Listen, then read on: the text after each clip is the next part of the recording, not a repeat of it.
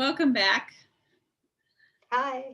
We are now addressing lesson number 6. Workbook lesson number 6. Sis, do you feel like reading this one? Sure. Thank you. I am upset because I see something that is not there. The exercises with this idea are very similar to the preceding ones. Again, it is necessary to name both the form of upset, for instance, anger, fear, worry, depression, and so on, and the perceived source, very specifically for any application of the idea. You know, when he says perceived source, I think what he's saying here is the cause that we would give to our upset, right? Yes. So, for example, I am angry at my partner because I see something that is not there, right? Mm-hmm. You know, I am angry at the blank, fill in the blank, because I see something that is not there. And the next one is, I am worried about blank because I see something that is not there. I am worried. I'm just going to take this back to you. Okay, so I'm worried about, this pain in the body because I see something that is not there. Right. So Awesome. this figure is saying, I am worried about this real lack that I'm seeing in my life. I am angry at my partner because, she's such a fill in the blank, right? But all of this is happening in the gap, right? So all this worry, upset, anger is can only ever be perceived and experienced by this persona, which we've all agreed is the mythical me. So why can we say that it's not there?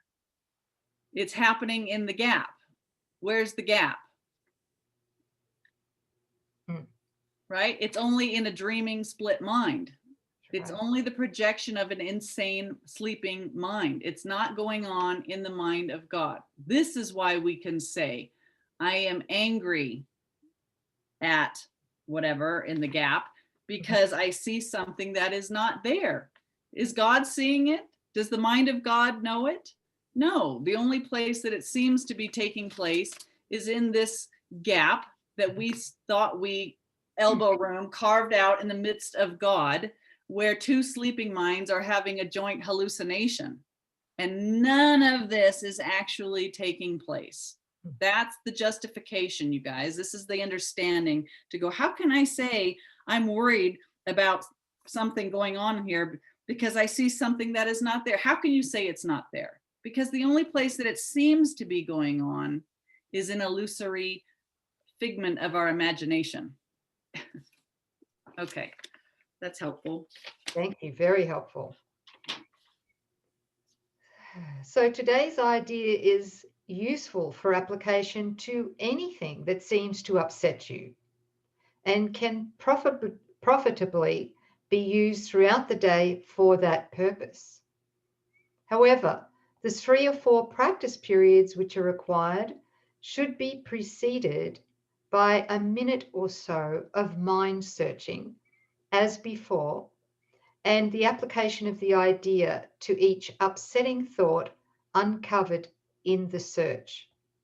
Right, so he's asking us here to actually set aside a minute to do some mind searching on what is it that is upsetting us. So he's really asking us to become present, very, very present in these practice periods, and to do the work, to look at it, and then to use that. I'm upset about, my income or something, right? I'm upset or I'm angry at my lack of income because I see something that is not there, right? Whatever it might be. Yeah. Yes. Okay. So again, if you resist applying the idea to some upsetting thoughts more than to others? Remind yourself of the 2 cautions stated in the previous lesson. There are no small upsets. They are all equally disturbing to my peace of mind. And I cannot keep this form of upset and let the others go. For the purposes of these exercises, then, I will regard them as, all as the same. Yeah. Wow. Beautiful. It's a big lesson. It's a short one, but it's a very, very powerful lesson if we do it properly. Right. And going back to the laundry list of what we think is disturbing us and all the causes that we've assigned, right? I can't pay my bill. I've got this rash on my arm and I cannot get along with my husband no matter how hard I try. You know, those are the forms, that's the cause.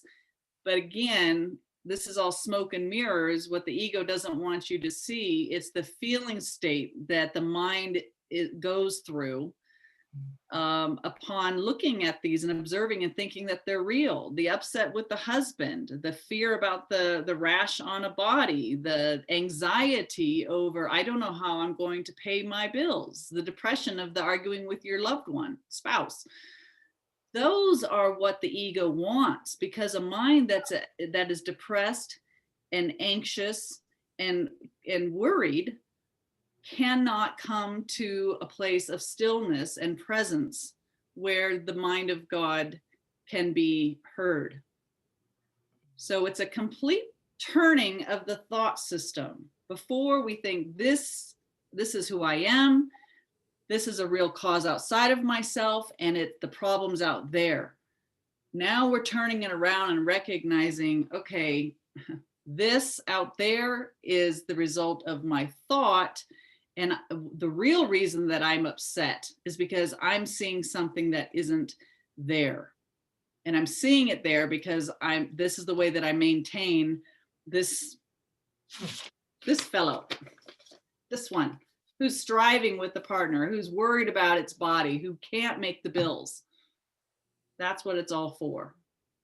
And that guy's not even real. That's not who you are. Okay. All upsets are the same value. That's so big to see. Yeah, I wish I'd had this commentary when I began all those years ago. That would have helped me so much more, to release the fear of doing these lessons. Yes. Yeah, it's like you don't have a handhold. You're just doing this and you're just undoing the self, and you're contrary to everything that you believe makes you safe.